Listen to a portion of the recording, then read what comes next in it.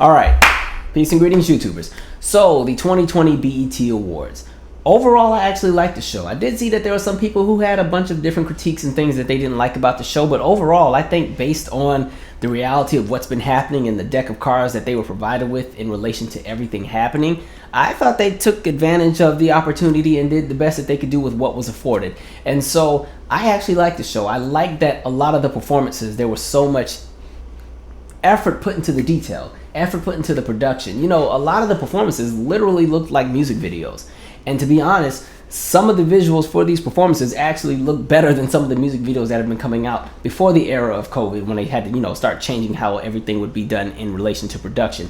And so, you know, to be honest, I don't think there was a single performance that I didn't like. Every performance had some kind of appeal that I was like, okay, I can see this. And even some of the performances that maybe I didn't fully latch on to, there was still an appreciation for the effort. So that's kind of what kind of polished out everything. And so even if there was something I wasn't too crazy over, it was like, you know what, but I still respect the artistry. And so, you know, another cool thing, and I always say this, a lot of times, which kind of sucks, there weren't a lot of people who you would consider, I guess, the big A-listers that were there. But I always say it gives opportunity for the up-and-coming acts to get a chance to shine. And so there were definitely some performers tonight who most likely wouldn't have been on the main stage had this just been a regular everyday BET Awards, but with everything happening, it did give them an opportunity to shine, and I think they definitely took advantage of that opportunity. If I had any favorite performances, there were a few. Like I said, I pretty much liked most of the performances. I really liked watching Chloe and Halle.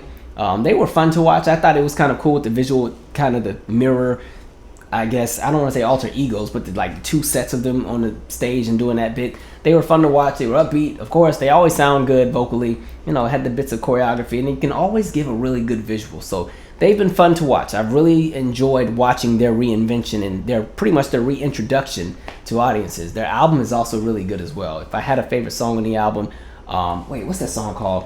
It's towards the end. I was listening to it. I was like, oh, I like this. This is okay. It is called, is it Overwhelmed? No, Don't Make It Harder on Me. That's the song I like. I mean, I like the other songs, the Busy Boy and doing all that. Those are cool. But the Don't Make It Harder on Me, I was like, okay, I like the lyrics on that. So good for them. I like Anderson .Paak's performance. Of course, y'all know he's one of my favorite entertainers. Like I said, in my head, I am a member of his band, and I play the bass in my head. You know, I don't play the bass that well, but in my head, I'm his bass player. So he always has a great performance. That was fun to watch.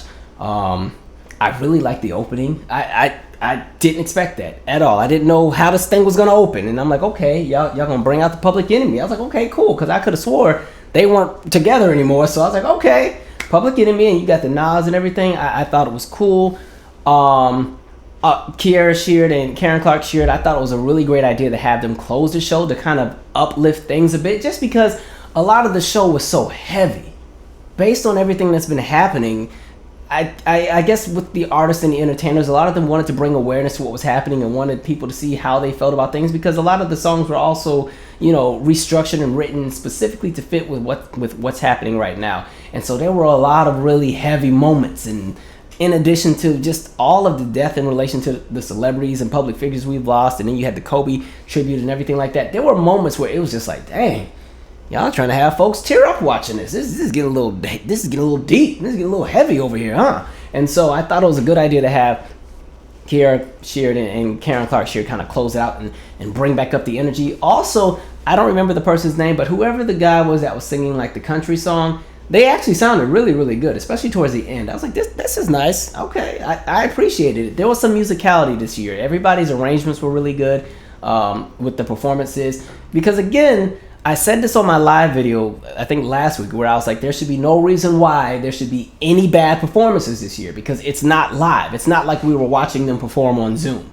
You know, everybody had an opportunity to go and pre-record their performance, do whatever they needed to do. So if something wasn't right, they could go back to the drawing board and fix it. And so that's why I said there was an appreciation. You saw the effort. You saw the energy going towards the quality. So I really appreciated that. As far as the host, Amanda Seales, I thought she was okay. There were some moments where I was like, but I think she carried her own. I think she did all right. If I had a choice for who I would have wanted to be host, it would have been Regina Hall. But that's really just because, you know, she's one of my favorite people. I'm low-key obsessed, to be honest. I kind of got I've had like a crush since like God, what, like 5th or 6th grade? So, you know, Regina Hall is just, she's one of my favorite people. But I think Amanda Seales did an okay job. And I think, again, when you're the host of a virtual award show that does not have a live audience and you don't even know if your joke is going to land or not, you just have to cross your fingers and hope it goes well. I think, you know, I think she had more hits than misses. I'll give her that. So I think she was fun to watch.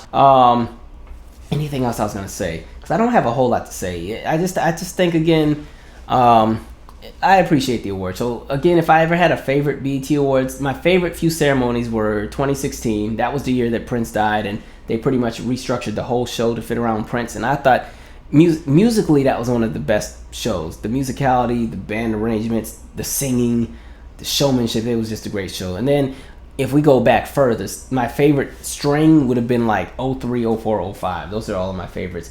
But again, I think they did a great job tonight. I also appreciated the fact that they put so much emphasis on trying to empower. Even if it was just the commercials and everything else, it was very strategic, and it was very pretty much just kind of saying, okay, we're here with you. I was like, okay, I'll take it. Now, I do wish BET kind of had that energy year-round and not just when we're in moments of chaos, because I always question, like, when it comes to BET, like, what's going on with the programming? It's like, y'all don't really have much to show. You know, I don't mind the syndicated reruns, but there's not a lot of original programming to check out, and I think that kind of sucks. And this, you know, I feel like they should definitely take advantage of the fact that right now with everything happening, there are people who would like to be entertained. So this is the perfect time for a network like BET to go back to the drawing board and revamp their ideas with what they want to do. I'd say the same thing for even MTV. Like, I don't know if you guys were paying attention. On Friday, MTV did like a whole throwback thing where they were showing just throwback shows. Like, they did Yo MTV Raps. It wasn't the initial episodes, but they were just playing the videos from that era. They reran some of the episodes of Diary. So I saw the one with Nas. I saw the one with Pink. They were doing like a TRL's moments in history kind of thing. They re-aired the 99 and 2000 VMAs, but it kind of just showcased, like, dang, MTV used to actually be an okay network. And I kind of had that same energy towards BET with the programming. Watching Amanda Seales pay homage to all of the different shows like Teen Summit and 106 & Park and Rap City and Video Soul. I'm like, dang, BET, where the shows at? What y'all doing? So I would like to hopefully see the network kind of revamp. I'm also questioning, like, who's still on the board over there? Because I saw some stuff. I was like, they let this slide? Because there was a whole lot of pro-blackness in some of the content, and even with how they were cooking Karens and this, that, and the third. I was like, is the board on BET still a bunch of white people? Because I don't know how this slipped past them. Because I just knew this was going to be a, you know, they were going to water some stuff down, but no, they were calling some stuff out. I said, okay, all right, either that or some people are getting fired tomorrow. But I enjoyed the show. Kudos to everybody who was honored who won their awards. And I also enjoyed even the bit with Beyonce. I didn't know about the $6 million that they had raised for the cause that they were working towards. So I'm like, okay, that's cool.